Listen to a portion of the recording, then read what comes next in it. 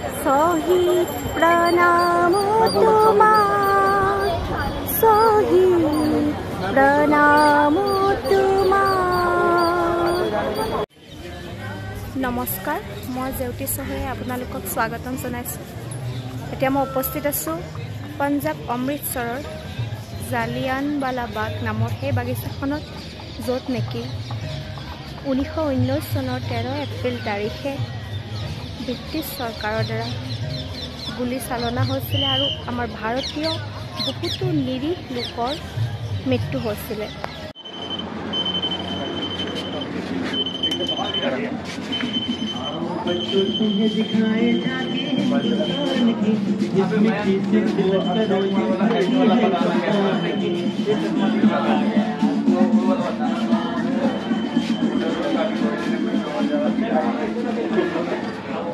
এই হত্যাকাণ্ডৰ বিষয়ে বিশদভাৱে জানিবলৈ আমি কিছু আগলৈ গুচি যাব লাগিব।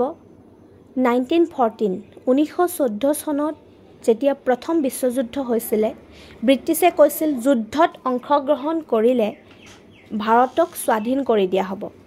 এই কথাত পতিয়ন গৈ বহুতো ভাৰতীয় সৈন্যবাহিনীত যোগ দিছিলে আৰু ইংৰাজক যুদ্ধত সহায় কৰিছিল। যুদ্ধ শেষ হ'ল, ব্ৰিটিছ চৰকাৰ জয়ী হ'ল, কিন্তু ভাৰতীয়ক দিয়া প্ৰতিশ্ৰুতি তেওঁলোকে নাৰাখিলে। আনকি যুদ্ধত অংশগ্ৰহণ কৰা সৈন্যসকলকো বৰখাস্ত কৰি খেদি দিয়া হৈছিল। তেতিয়াৰ পৰাই ভাৰতীয়ৰ মনত ক্ষোভৰ সৃষ্টি হৈছিল আৰু ব্ৰিটিছ বিৰোধী হৈছিল। 1919 চনৰ মাৰ্চ মাহত ছিডনী ৰাওলাট নামৰ ন্যায়াধীশজনৰ অধ্যক্ষতাত ৰাওলাট আইন ভাৰতীয়ৰ ওপৰত জাপি দিয়া হৈছিল। এই আইন মতে যিকোনো ভাৰতীয়কেই সন্দেহত 2 বছৰৰ কাৰণে বন্দী কৰিব পাৰিছিল। এই আইন অনুসৰি 1919 চনৰ 10 এপ্ৰিল তাৰিখে পাঞ্জাৱৰ সত্যপাল আৰু ছফিউদ্দিন নামৰ লোক দুজনক গ্ৰেপ্তাৰ কৰিছিল আৰু ইয়াৰ প্ৰতিবাদতে 1919 চনৰ 13 এপ্ৰিল তাৰিখে পঞ্জাৱ অমৃতসৰৰ এই জালিয়ানৱালাবাগত এখন সভা হৈছিলে, য'ত নেকি বহুত মানুহ একগোট হৈছিলে আৰু ফুৰিবলৈ অহা গল্ডেন টেম্পললৈ অহা মানুহখিনিও তাত একগোট হৈছিলে। হাজাৰ হাজাৰ লোক একগোট হৈছিলে আৰু এই জেনেৰেল ডায়াৰে সেই সময়তে তেওঁৰ সৈন্যসকলৰ লগত আহি গুলী চালনা কৰিছিল, যাৰ ফলত বহুতো মানুহৰ মৃত্যু হৈছিল।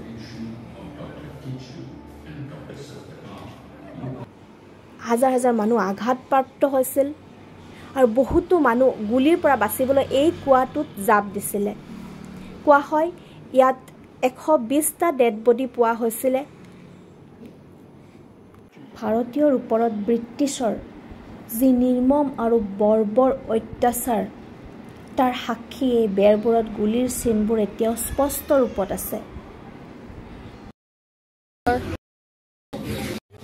এই বাগিচাখন চাওক, বহুত ডাঙৰ নহয়, কিন্তু সিদিনাখন এই বাগিচাখনতে 20,000তকৈও অধিক লোক একগোট হৈছিল। বৈশাখী উৎসৱ, পাঞ্জাৱৰ এটা ডাঙৰ উৎসৱ বৈশাখী উৎসৱ পালন কৰিবলৈও মানুহখিনি ইয়াত আহিছিলে। বাগিচাখনৰ চাৰিওফালে মানুহৰ ঘৰ আছিলে, গতিকে এটাই সোমোৱা আৰু ওলাই যোৱা ৰাস্তা এটাই আছিলে। গতিকে সকলো মানুহ ইয়াত বন্ধ হৈ গৈছিল। যেতিয়া ব্ৰিটিছ চৰকাৰে চাৰিওফালে ঘেৰি ধৰিছিল, মানুহে কোনোফালে যাব পৰা নাছিল, পলাব পৰা নাছিল। চব চাৰিওফালে বেৰবোৰত গুলীৰ চিন এতিয়াও স্পষ্ট হৈ আছে। তেওঁলোকে মানুহক গছৰ পিছফালে লুকাইছিলে মানুহবোৰে। কোৱা হয় ইয়াত 1000তকৈও বেছি মানুহৰ মৃত্যু হৈছিলে, কিন্তু চৰকাৰী হিচাপ মতে 370 মানুহৰহে ইয়াত শ্বহীদৰ নামহে উল্লেখ আছে।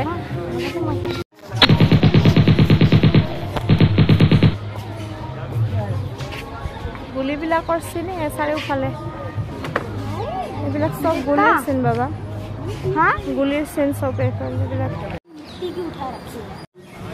এই হত্যাকাণ্ডটোৰ সাক্ষী এজন যুৱক আছিলে, উধম সিং।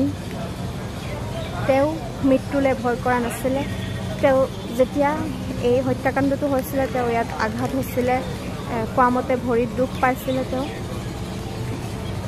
তেওঁ গোটেই ৰাতিটো ইয়াত পৰি ৰৈছিলে আৰু পিছৰ সময়ছোৱাত তেওঁ প্ৰতিশোধ লোৱাৰ মন এটা জাগি উঠিছিল আৰু সেই উদ্দেশ্যে তেওঁ আৰ্মিত ভৰ্তি হৈছিল। তাৰপিছত তেওঁৰ এই সংগ্ৰামটো তেওঁৰ যে প্ৰতিশোধ লোৱাৰ যিটো উদ্দেশ্য সেইটোৱে তেওঁক বহুত সমস্যাত পেলাইছিল। হ'লেও তেওঁৰ যি উদ্দেশ্য তেওঁ কৈছে মই মৃত্যুলৈ ভয় নকৰোঁ, গতিকে তেওঁ 20 বছৰ পিছত তেওঁ প্ৰতিশোধ ল'ব পাৰিছিলে। যি ডায়াৰ আছিলে তেওঁ গুলীয়াই হত্যা কৰিছিল আৰু তাৰপিছত উধম সিঙক লণ্ডনতে ফাঁচি দিয়া হৈছিল। এই অমৰ জ্যোতি শ্বহীদসকলৰ স্মৃতি ৰক্ষাৰ অৰ্থে 1919 চনৰ সেই হত্যাকাণ্ডটোৰ পিছৰ পৰাই জ্বলাই ৰখা হৈছে। তেওঁলোকক আমি স্মৰণ কৰিব যাতে পাৰোঁ। ইয়াৰ পৰাই জেনেৰেল ডায়াৰে গুলী চালনা কৰিছিল তেওঁৰ সৈন্যসকলৰ লগত। কোৱা হয় 10 মিনিটৰ ভিতৰত 1650 ৰাউণ্ড গুলী চলাইছিল তেওঁলোকে। জালিয়ানৱালা বাগ বাগিচাখনৰ পৰা আহি মনটো গধুৰ হৈ গ'ল।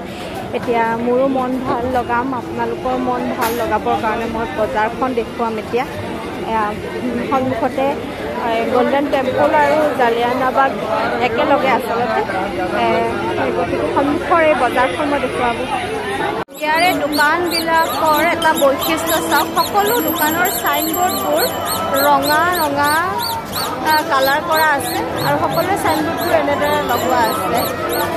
অমৃতসৰ একেটা ৰাস্তাতে আপোনালোকে গল্ডেন টেম্পল যেতিয়া চাবলৈ আহিব, জালিয়ানৱালা বাগ বাগিচাখনো ইয়াতে আছে, চাব পাৰিব। চাওক মানুহৰ ভিৰ, এই ৰাতিপুৱা 4টা বজাৰ পৰা ৰাতি 10টা বজালৈ মানুহৰ ভিৰ এনেকুৱা ভিৰে হৈ থাকে।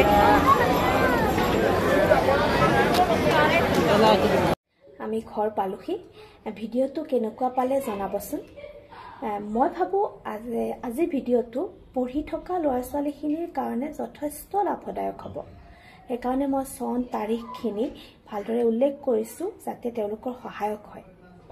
আৰু মোৰ ভিডিঅ'বোৰত আপোনালোকে দেখিবলৈ পাব শিক্ষাৰ লগত জড়িত কিছু দিশ, ৰেচিপি, ট্ৰেভেল ভিডিঅ' থাকিব, বিউটি টিপছ থাকিব, গান বজনা আদি মই চেষ্টা কৰিম কৰিবলৈ। ভিডিঅ'টো শেষলৈ চোৱাৰ বাবে ধন্যবাদ। আৰু আপোনালোকে যদি মোৰ ভিডিঅ'টো ছাবস্ক্ৰাইব কৰা নাই তেতিয়াহ'লে ছাবস্ক্ৰাইব কৰি দিব। ৰাতি বহুত হ'ল। Good night.